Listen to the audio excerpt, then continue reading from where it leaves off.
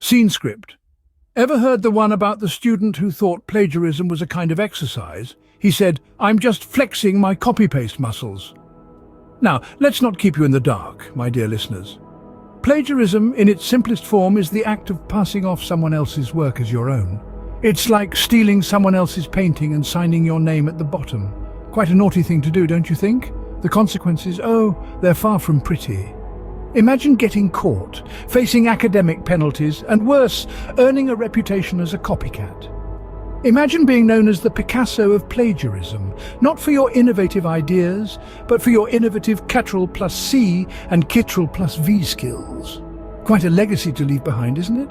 But hey, it's not just about getting a red mark on your paper or a slap on the wrist. There's more to this plagiarism palaver. Now picture this. You're visiting the doctor, and you find out they got their medical degree from copy-paste university. Suddenly that cough doesn't seem so harmless, does it? The wider social cost of plagiarism is a beast of a different nature. Imagine our friend Monsieur Plagiariste, an architect who built a leaning tower, not in Pisa, but in Paris. His knack for imitation left us with a monument that leans just a tad too much.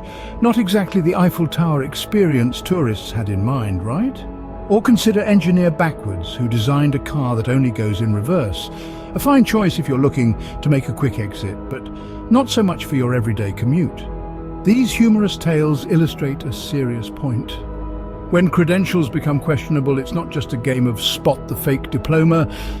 It's about trusting the expertise of those we rely on. So, is it worth it to take the easy road and risk being labelled as the Ctrl plus C Ctrl plus V specialist? Or should we just buckle down and do the work?